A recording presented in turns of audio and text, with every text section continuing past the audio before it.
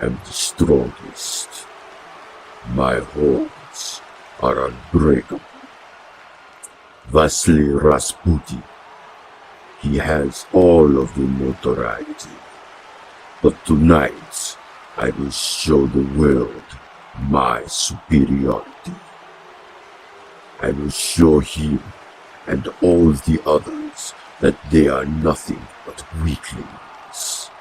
Like every man who has ever stood before the ram, he and they will fail. So Vasily, you gonna need some backup out there? No. Unless that Ivana has some kind of connection to an army we do not know about. The Ram. He is not a part of this. His goals are all his own. He just wishes to be seen as the superior fighter. I will show him how far he still has to go. Yeah, well, I'll still be on the lookout in case something else goes down. Good luck out there, brother. Da. We are going to need it.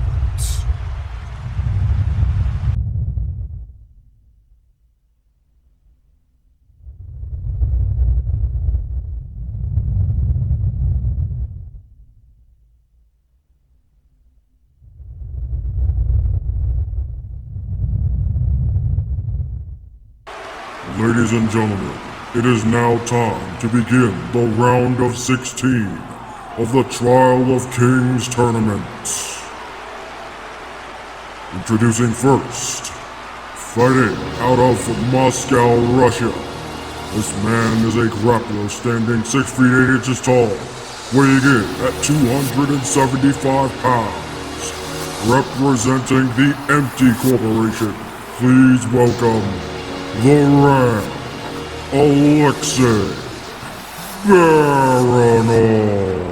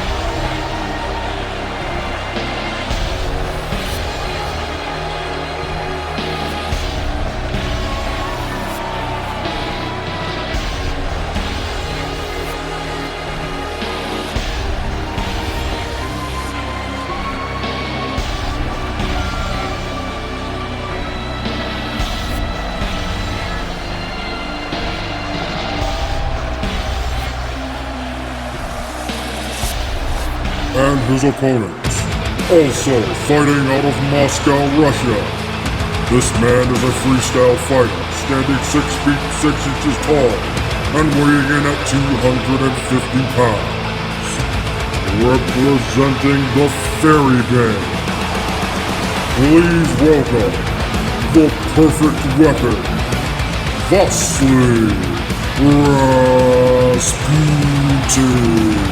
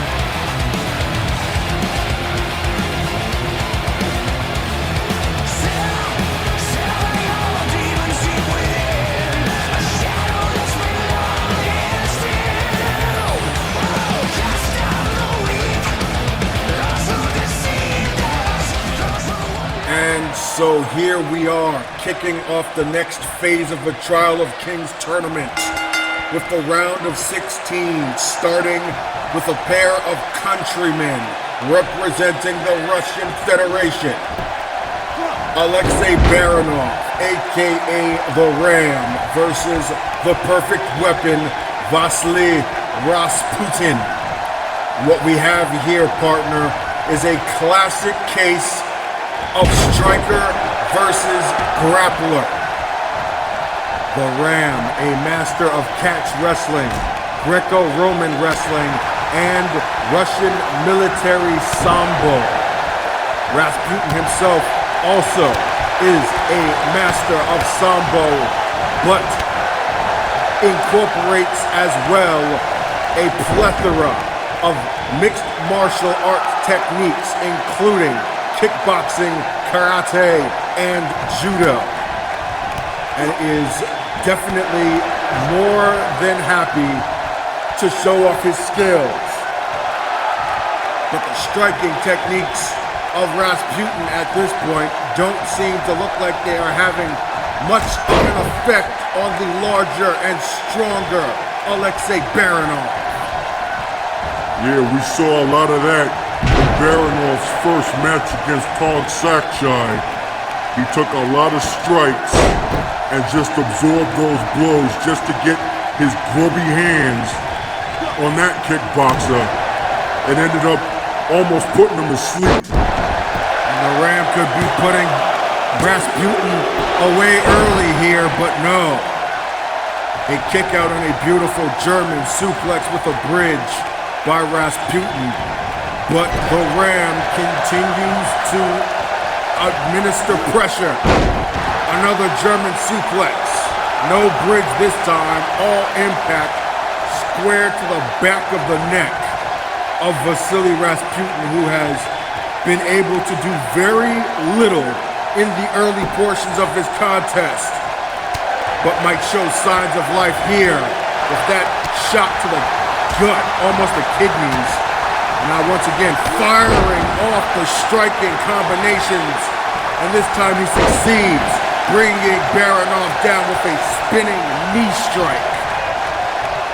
Then an elbow right to the gut, and a kick to the side of the head by the man who calls himself the Perfect Weapon, the current reigning XWA Pure Rules champion. As is usually the case in terms of Rasputin's offense, very multifaceted attack, utilizing strikes, throws, holds, slams, everything in the book, every single part of this man's body is attuned to do damage to his opponent. And here's Rasputin bouncing off of the opposite rope and delivering a face wash to the face of the Ram. Rasputin now, second rope, follows up almost immediately with another elbow drop, this time again to the face of Alexei Baranov. And now Rasputin with that scintillating black dust combination. And wait a second here.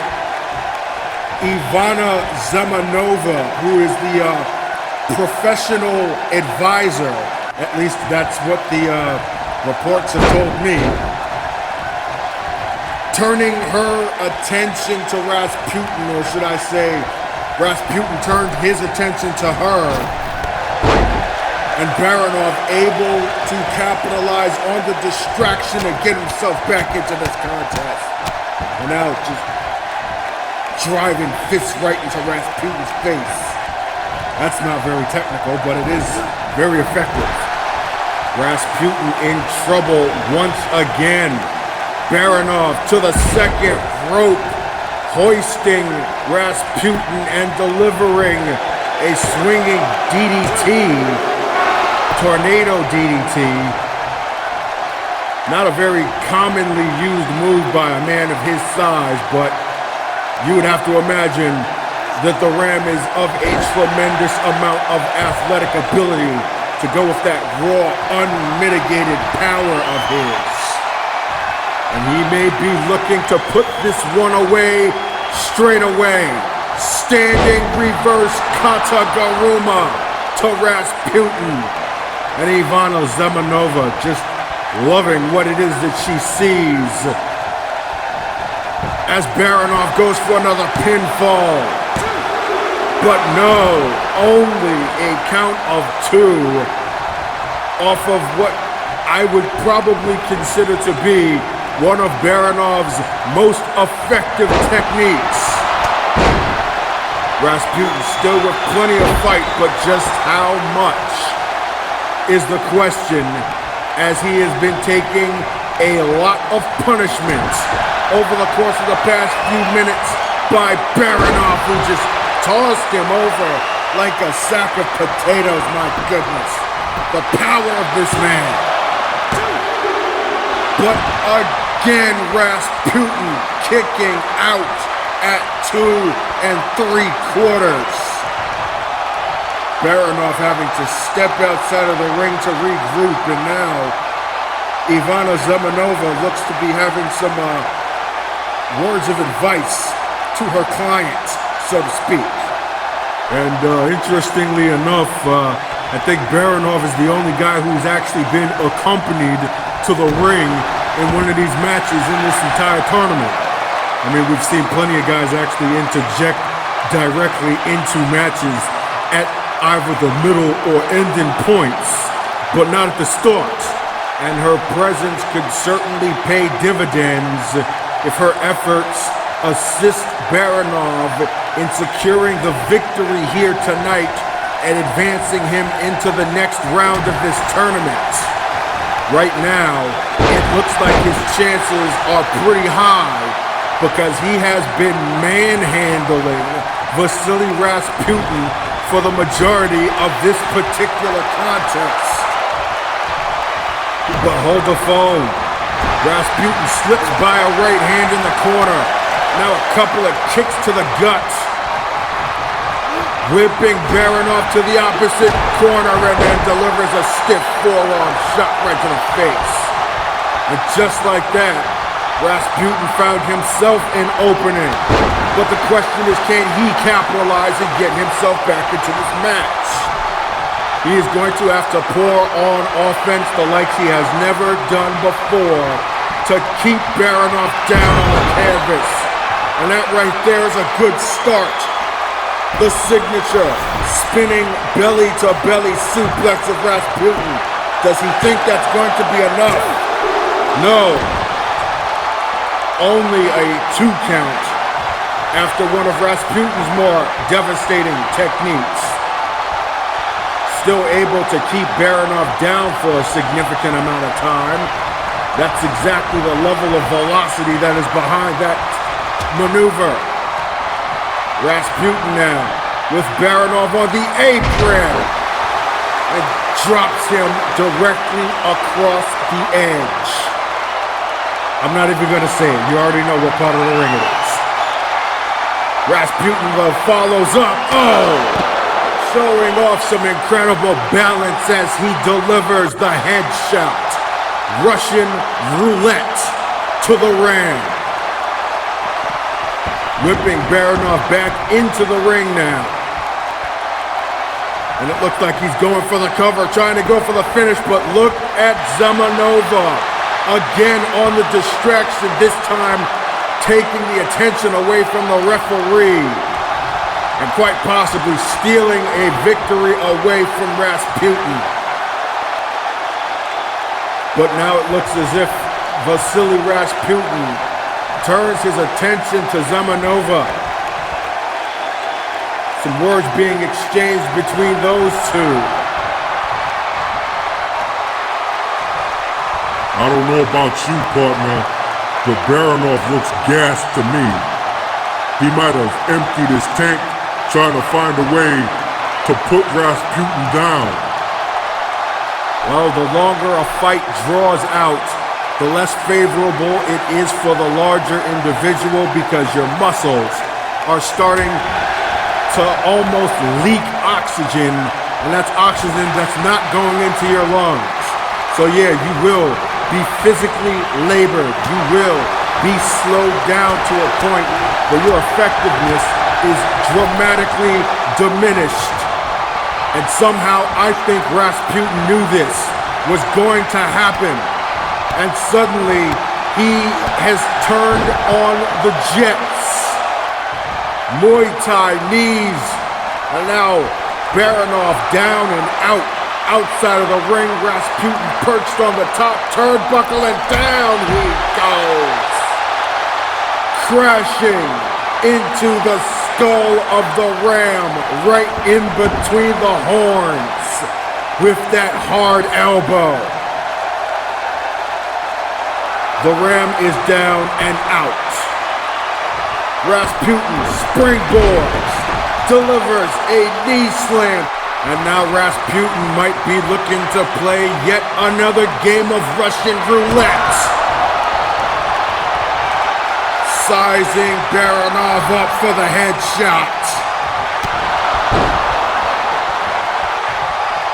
Baranov is out. Match over. Ladies and gentlemen, your winner by knockout. The perfect weapon, Vasily Rasputin. Partner, that match right there just sealed the deal. In my opinion, Vasily Rasputin is my favorite to win this whole thing. I mean, this guy has got some endurance, he's got some skill. I don't know who can stop him. Well, he most certainly showed everybody something special here tonight, especially his opponents.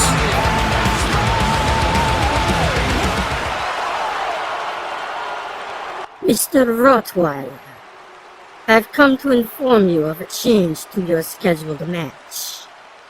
Yeah, like me getting a free pass into the next round because of Sample's mishap. Mr. Sample indeed will not be able to compete, but Elcor has declared a replacement fighter in his stead. What? Your match will take place as planned. That is all. Good luck.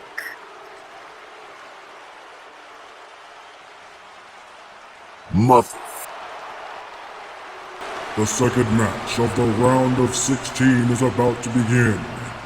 Ladies and gentlemen, turn your attention to the ring for our next two competitors. Introducing first, fighting out of Pittsburgh, Pennsylvania, USA. He is a Vale-Tudo fighter, standing 6 feet 10 inches tall and weighing in at 330 pounds. Representing Green Cow Corporation.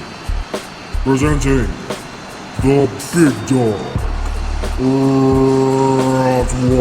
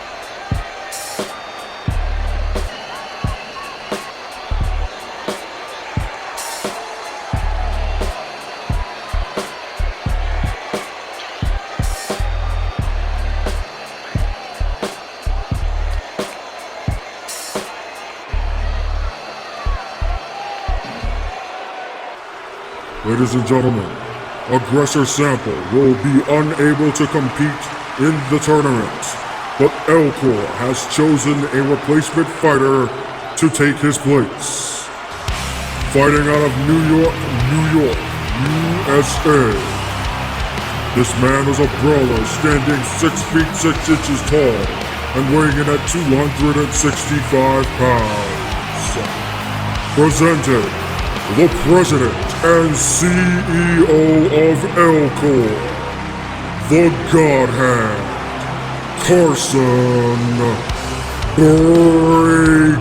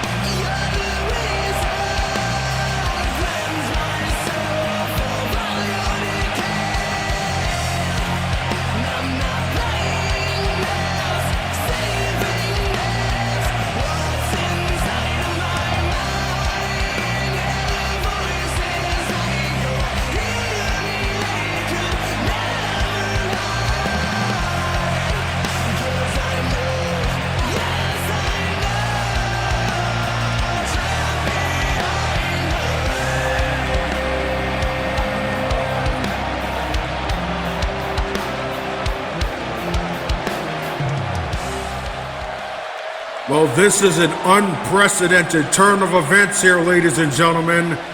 Carson Breaker now joins Elijah Silver and Masato Katanashi as the three CEOs of their respective companies taking part in this tournament. What the? I haven't seen a knockout that fast since Lightning Luis Ramirez knocked out Serious Sandy Sandoval with the first punch back in 93. It wasn't 95. Fast twitch muscle fibers. A uniquely rare physical trait that allows for a person to perform an action at incredible speed and velocity. In combat sports, men who possess this physical attribute are capable of performing the most awesome feat in a fight, the flash knockout.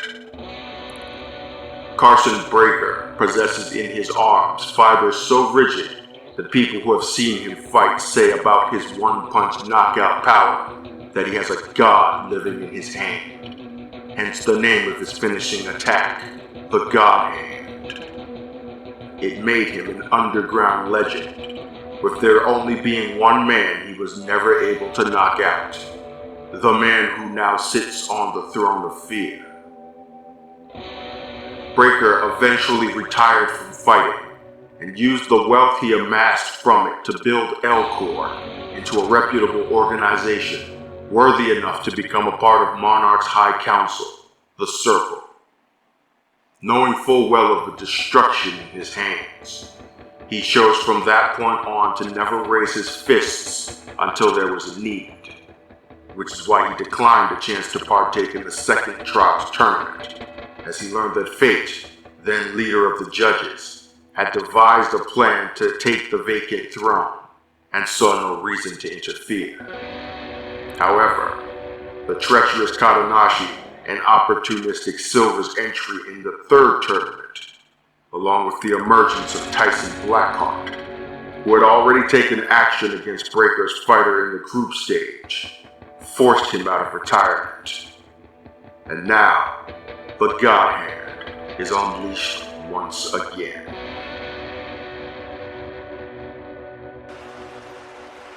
Carson, this is a surprise to say the least. You can blame it on Tyson Blackheart for taking out my fighter. It's looking like this whole situation might be more than the king can handle on his own. So I'll gladly be a fly in the ointment. Does that mean you take the throne if you win this? Let's not get ahead of ourselves. Next up, if I'm not mistaken, is Vasily Rasputin. Heard a lot about him. Looks like I get to see if the hype is real. We haven't spoken in a long time. I have to ask you this. You could have easily won the second tournament if you entered. You know how scared Silver and Katanashi are of your power. Why didn't you? Because there wasn't a need to. Once I found out fate was in, it was already sealed. Besides, some of us don't crave absolute power. I'm content enjoying what I've been able to build with my own hands. Right now, I'm more interested in making sure the throne stays out of the wrong hands.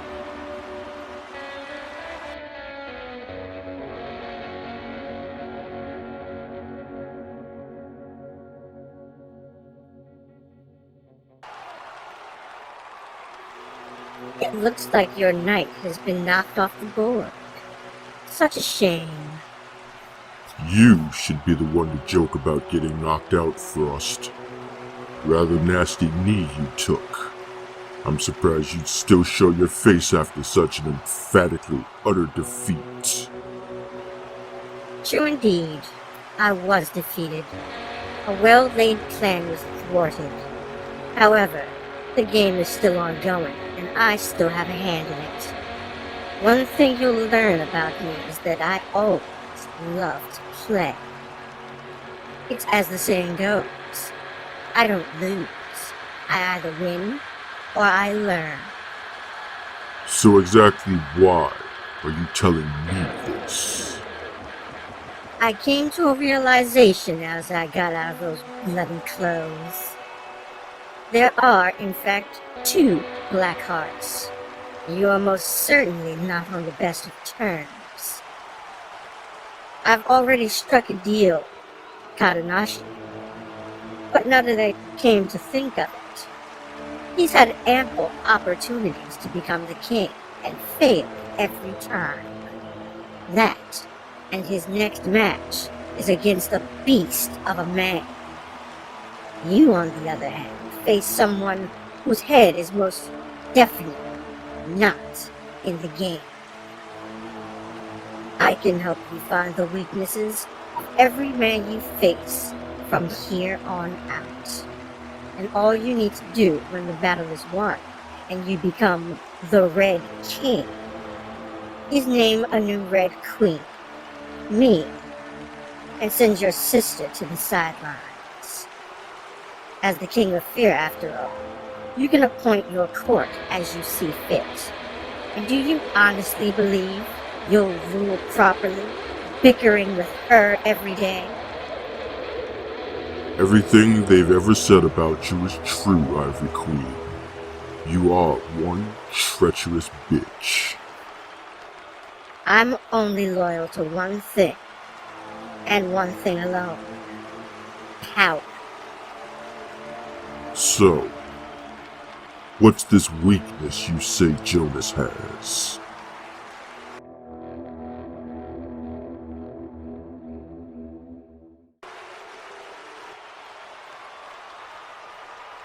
I can take you to it. Huh? The thought of seeing you is what fuels her now. It is what keeps her fighting against. Come with me.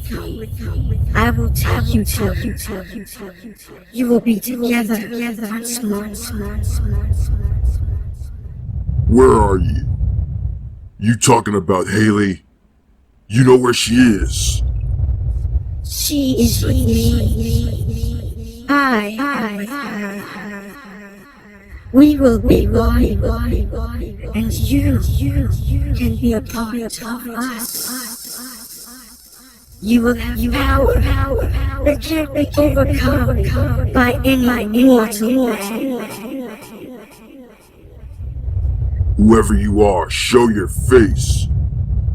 Tell me where my baby sister is. Bring me the blood of the red devil.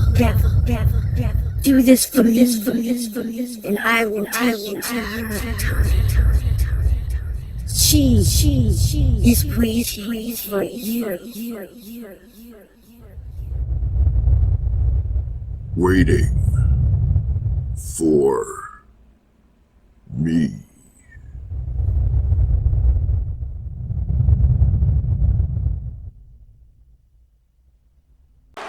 and gentlemen, the third match of the round of 16 is now about to begin. And introducing first, fighting out of New York, USA. This man is a wrestler, standing 6 feet 10 inches tall and weighing in at 326 pounds. Representing the Blackheart Foundation, presenting the Red Devil, Tyson Blackheart.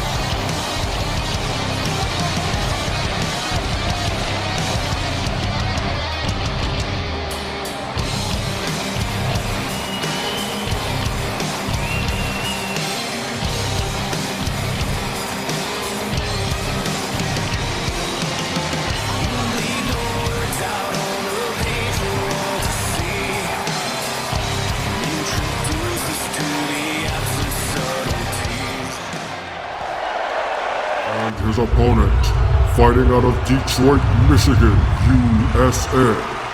This man is a brawler, standing 6 feet 9 inches tall and weighing in at 289 pounds.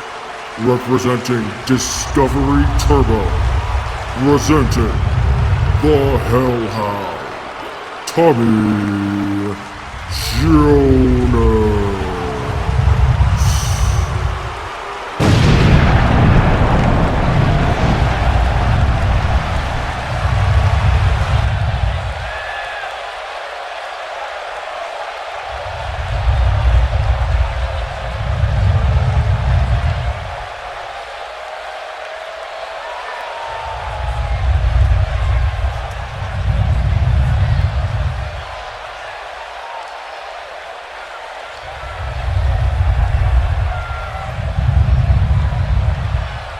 Hey, partner, does something seem a little off on this guy Jonas to you? Yeah. He's not riding out to the ring on his bike like he normally does, and what the hell is that on his face? Is that like some kind of tattoo or marking? It kind of looks familiar to me, but I can't put my finger on where I've seen that. Looks like a spider insignia logo or whatever it is. I've seen that before, but I just can't put my finger to where it is that I've seen it from.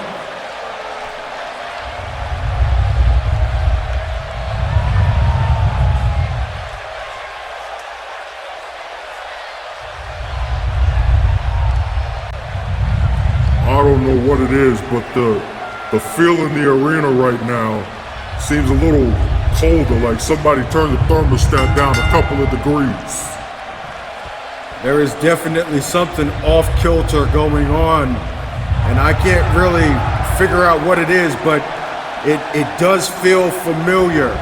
It feels like those couple of seconds in the match between Riot and Malcolm Morrissey and Group D, where it seemed like the King was out of it, like he was in some sort of state. I really can't explain it, but the same feeling I had then is the feeling that I have right now, and you have to believe that Tyson Blackheart kind of feels that same way. This aura that just seems to have surrounded Jonas, and he's definitely not the same. I don't feel comfortable.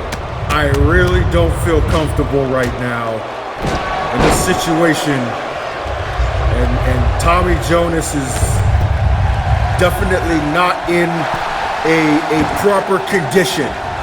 He has not shown a single ounce of emotion since the opening bell, and to be honest with you, I don't even think he's registering pain at this point.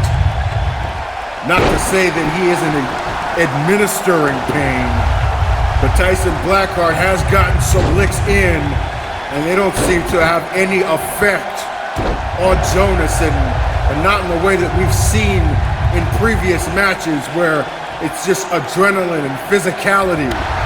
There's just something right now that is almost possessing the hellhound Tommy Jonas to the point where he is completely impervious to pain and probably completely unaware of his senses right now. Well, his fighting instincts are still intact, and that's pretty much all that matters at this point. Well, you're right about that one, Howard. If this were any other regular sanctioned competition, and I were that official or judge or whomever it is that's overseeing this contest, I would have probably stopped it out of concern for the condition of Tommy Jonas right now. But again, this is a Vale Tudo tournament. Anything goes, and there are no rules. So the only thing that the ref can do is look on with a certain level of concern, realistically, for the welfare of both combatants. Tyson Blackheart right now is getting mauled. And I don't know if Tommy Jonas knows when to stop. Like, when is the natural finish to a fight? When your opponent can no longer defend himself. If this match gets to that point, is Jonas going to be able to register that, or is he just going to continue to beat the Red Devil to a literal bloody pulp? The referee sure as hell isn't going to be able to stop him. I don't know, partner. This might be one of those times where these judges might want to consider interjecting and putting a stop to this match. Unfortunately, that's not even possible. The rules expressly state that the match can only end when an opponent is completely incapacitated. And you just saw Tyson Blackheart get back to his feet despite getting beat down for the majority of this contest, so clearly he's still not out of it. But how the hell is he going to get into it is the question. Because Tommy Jonas is a man possessed, for lack of a better term. By what is the question here? I don't know. I just don't know.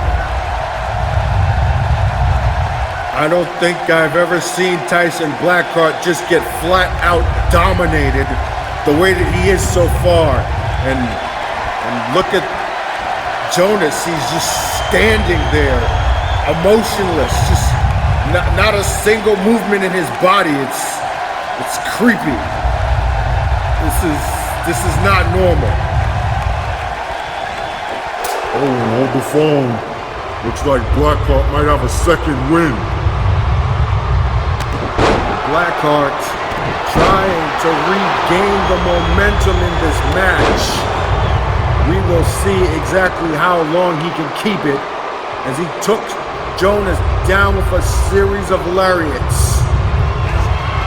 And now here comes the big offense. Blackheart with a classic choke slam. down right across the spine of the Hellhound. And the intensity is building in the mind of the Red Devil, but oh my God. Tommy Jonas just got right back up to his feet, like he felt absolutely nothing. And now he walks directly into the last rites by Blackheart. That is Blackheart's finishing maneuver, ladies and gentlemen. Of them anyway. Is it enough to finish Jonas here, is the question. Jonas looks like he's stirring, however. He's slowly getting back to his feet. He's on all fours. Blackheart picks him back up. Just like that. Takes him right back down with a fierce right hand, but oh my goodness. Tommy Jonas back up to one knee and then back to his feet again. A big boot by Blackheart. And again, Jonas seems to feel absolutely nothing. Walking down the Red Devil and answering back with a right hand of his own. And that left Tyson Blackheart reeling. And this is not good for the Red Devil. He has busted out all the big guns, but appears to be firing at a titanium wall that isn't even denting. Tommy Jonas has absorbed everything and just... Tommy, you have to stop. If you continue to listen to her, she'll take over your body. You'll die. Haley? I'm fighting as hard as I can, big brother. But I need you to be okay. She's right. It's only because of you that she hasn't completely taken over my body. I can feel it slipping away. But so long as I think of us and what we've been through, I can keep her out of this corner of my mind. I don't get this. Who is she? And where are we right now? One day, I'll tell you everything. But not now. Right now, you have to fight. Fight Tyson Blackheart and fight her to make sure she doesn't poison anyone else's mind. What do you mean? It's right. She wants him. I can feel it through this connection I have to her. She's been trying to take him as well. But he's been able to fight her off for a long time. Better than I could, in fact. Maybe if you find him... He might know how to help you get out of this. You disappoint me, Thomas. I thought your will would be strong. I am mistaken. Shit! Tommy, run! You are weak and disgusting. Be gone.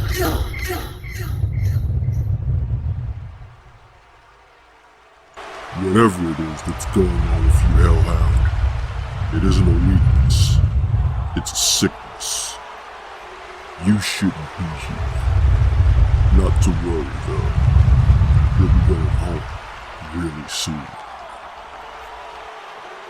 Just shut the hell up, Blackheart, and fight.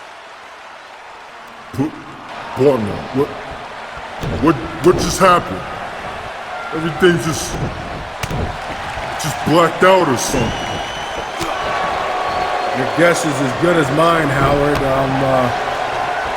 Well, ladies and gentlemen, I don't really know what just happened myself. It was a flash of light, and now all of a sudden Tommy Jonas doesn't have that marking on his head. It looks like this match is going to continue, but they just pick up where they left off here, which is Jonas beating down...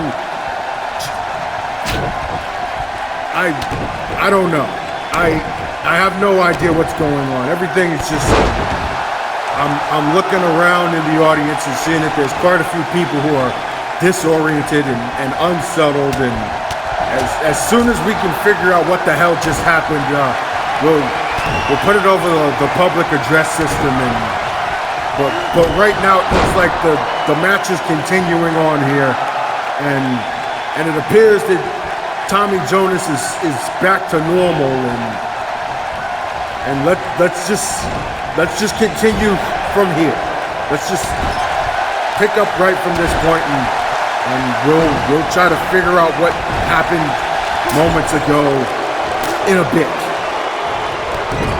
Right now, Tyson Blackheart appears to have regained the upper hand again, and we'll see exactly how long this lasts. Whatever it was that was affecting Tommy Jonas apparently must have inhibited his pain tolerance to the point where he absolutely felt no effects of Blackheart's attack. The question is that a retroactive effect? Blackheart attempts a 3 count, but gets nothing doing. So, does Jonas now feel the effects of whatever it was that Blackheart administered to him earlier on, or is it just starting from zero here? I don't really know. But what I do know is that whatever effects it was that Jonas had succumbed to has now apparently worn off. And so this match, for lack of a better term, is on an even standing, even though, for the most part, Tyson Blackheart has been on the receiving end, which is not something that I normally say about the Red Devil. He had a stunner and now a running DDT, and now Tommy Jonas is going to take the Red Devil for one last ride. The Hellhound now with the cover, but no. Tyson Blackheart still with enough wherewithal to get the shoulder up, even after the prodigious beating he has taken throughout this contest. Jonas walking down Blackheart in the corner again, and this time puts the big man up onto the top turnbuckle and is going to look for some high impact. But no, counter shot to the ribs by Blackheart, and he tosses Jonas back down to the mat. That one disorients Tommy Jonas, and he gets back up to his feet only to eat the soul of Tyson Blackheart's boot, a move commonly known as the problem solver. And it has most certainly solved many a problem for the Red Devil over the course of his career. And again, a second problem solver. 2 in a row, straight to the jaw of the Hellhound. And again, 3 consecutive problem solvers. And I'm starting to see maybe what the strategy is here for Blackheart, after, for the most part, Jonas being, for lack of a better term, possessed by some kind of marking. Obviously, the weakest point on him right now would be his head. So it only makes sense to hit it as hard and often as possible.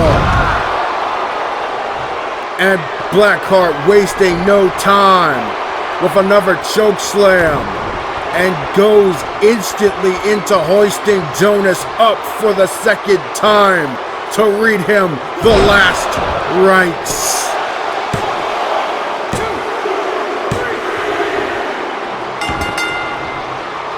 Ladies and gentlemen, your winner by 3-count fall, the Red Devil, Tyson Blackheart. I'm gonna need a minute to process what happened. How the hell did this guy win? And what the hell happened to Tommy Jonas?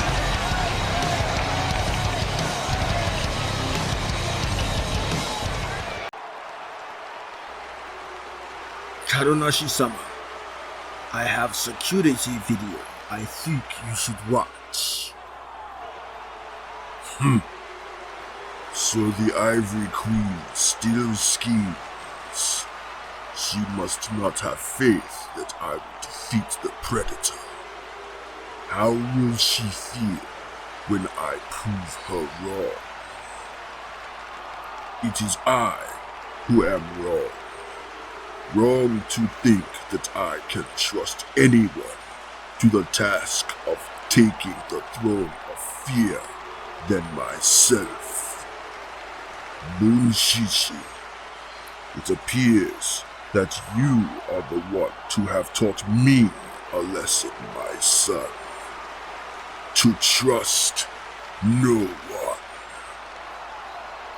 Wait for my signal, and then we shall make this man-beast into an extinct species.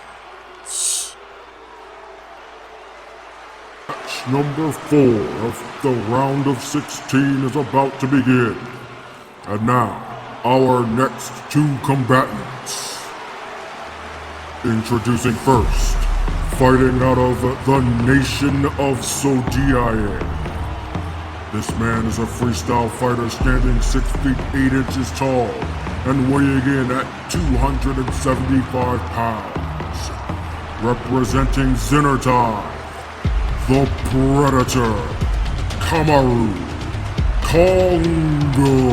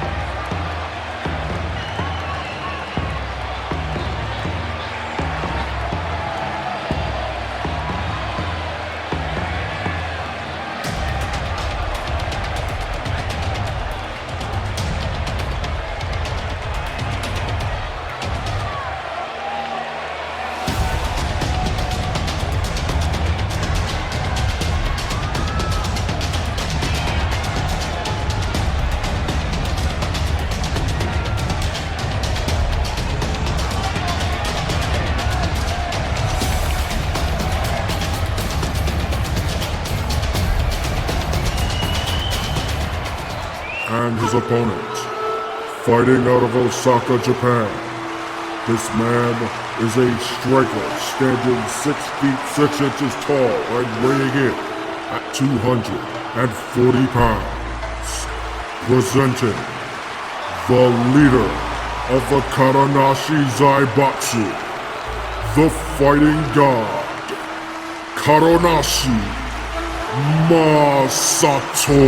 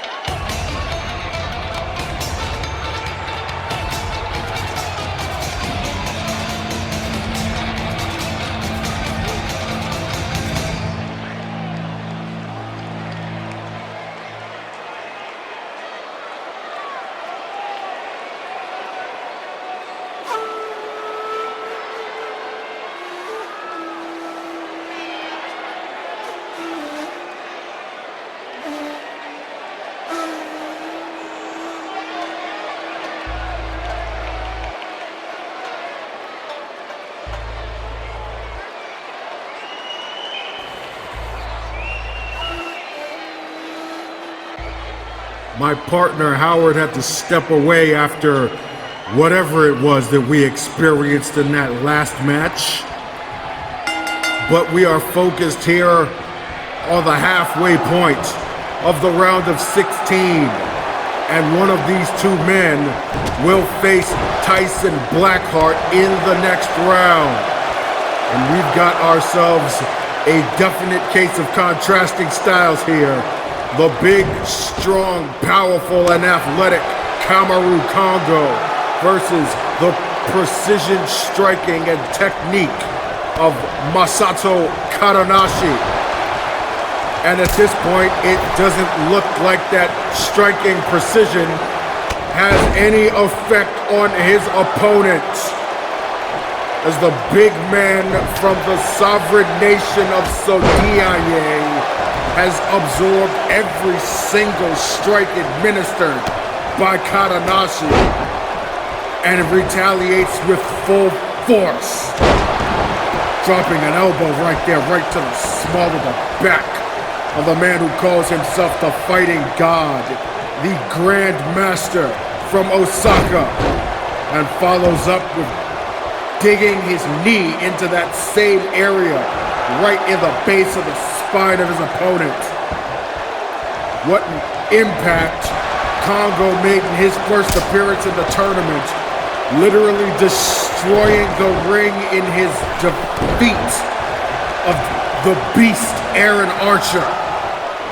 And Katanashi's first win, thwarting a spirited attempt by the mercenary known as Alexander Nelson. But Congo is a completely different animal from Nelson, for lack of a better word. He is a complete animal, to be more specific, and is now bludgeoning Katanashi across the face with rights and lefts. Ground and pound by the savage beast. And he is out for blood right now.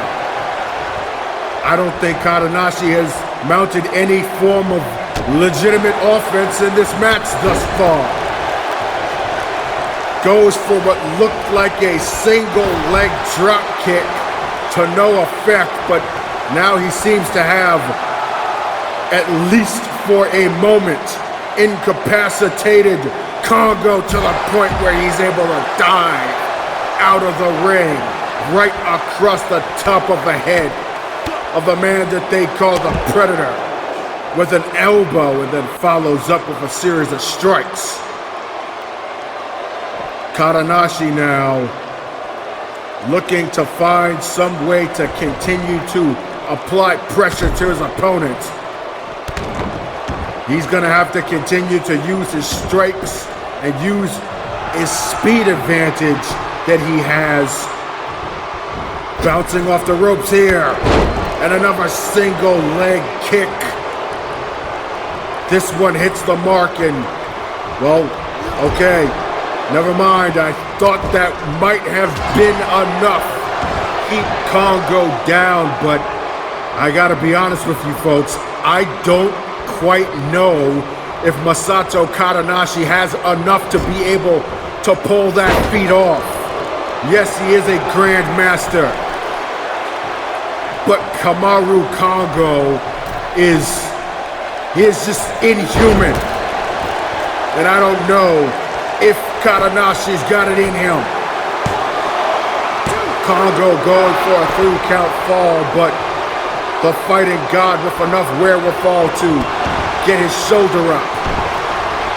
Would this be an upset if Congo beats Katanashi, considering the fact that he has been a factor in the final round of the previous 2 Trial of Kings tournaments?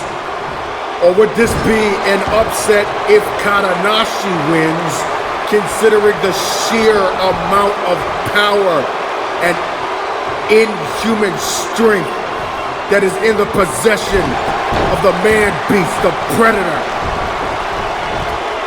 Katanashi has to roll out of the ring to regroup. And look at this. Kamaru Congo literally flexing on his opponent but gives Katanashi perhaps enough of an opportunity to regroup as he springboards over the top and delivers a snap kick, but look at this. Absolutely no lasting effect on Congo. But meanwhile, here's Congo preying on Katanashi like a beast that smells blood. He's got the fighting god in the corner. And a combination of lefts and rights, and oh my goodness! He just manhandled Masato Katanashi, and oh my god, this might be it. This might be it right here. Oh my goodness! A stiff, savage knee across the forehead of Masato Katanashi, taking a page out of the Red Queen's playbook. And oh gosh, Katanashi has just been busted open. And okay, what do we have here? Apparently 3 masked men have just stormed the ring. If I am not mistaken, these are associates, henchmen, for lack of a better term, of Katanashi. And they have taken offense to the fact that their boss has just been busted up by the Predator. It's a 3-on-1 situation, but to be perfectly honest with you, I am not quite sure whether or not that is a disadvantage to a man, if we can even call him that, like Kamaru Congo. And there's a double team by 2 of these black Oni, as it is that they are called, the hired guns, if you will, of Katanashi within the Katanashi Zaibatsu, and he just, oh, what the hell? Congo just springing like a snake, a coiled cobra striking, takes 2 of them out, and the larger one now seems to have gained the upper hand, but no, I spoke too soon. Double knees and he is out. Stiff lariats. And Kamaru Congo is a one-man army. He literally is a one-man army. He works as a mercenary, for crying out loud. So I think this is probably light work compared to his resume. Out goes one, out goes another. And Kamaru Congo just cleared the ring of the Black Oni, but wait a second. Katanashi is back in the ring and he has a Singapore cane. A kendo stick. The distraction by the Black Oni gave Katanashi enough of an opening to regroup, grab a weapon, and assert himself. And could this be a turning point? Striking combination by Katanashi, and oh my goodness. Congo did not feel a thing. He flexes again. All Katanashi can do is continue to attack and hope that somehow this offense can strike. Oh, what the hell? He just used some form of technique, I have no idea, but Congo again absorbing everything that Katanashi has delivered. This man is indestructible. He's invincible. What in the world is it going to take to keep this man down? I do not know. But I think we are witnessing the beginning of the end of Masato Katanashi's 3rd attempt at taking the throne of fear. Handspring elbow by Congo to that bottom rope and a short range 450 splasher. What the hell? He's passed out. Congo just passed out for some reason, and now both men are down. The referee waiting for at least somebody to come back to their feet to declare a winner here. My goodness, Congo is incapacitated. Congo is down. Match over. Katanashi wins.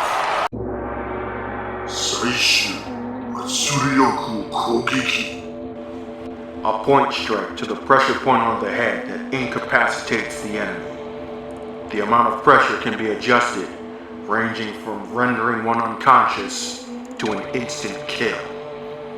Though Katanashi didn't use full pressure, the muscularity of Congo's physiology allowed him to still attack briefly before he fell to its effect. Well, I guess I stand corrected. It was technique that won the day. And somehow, Masato Katanashi prevails by incapacitating the man-beast Kamaru Congo. And now he makes his walk up the stage victorious and heading into the next round where he will face the Red Devil Tyson Blackheart. And wait a second. Oh my goodness. Tyson Blackheart from out of nowhere has decided to formally introduce himself to his next opponent. Powerbomb right across the stage. The Red Devil like a vulture, hovering over a wounded animal to pick the bones.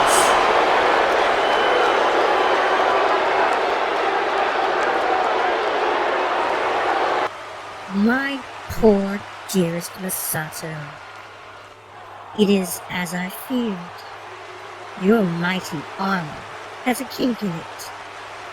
Never have I even seen your blood until now. You've grown weaker. Or maybe your opponents have grown stronger.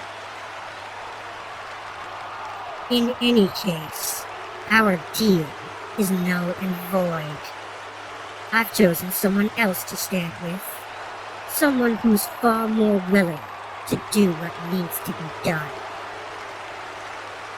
It's like she said. You're getting old. You've had your time, and you've had your chances. I'll leave just enough of you to finish for good when we meet in the next round. But let this be a message that rings in your ears until then, Katanashi. The throne is mine.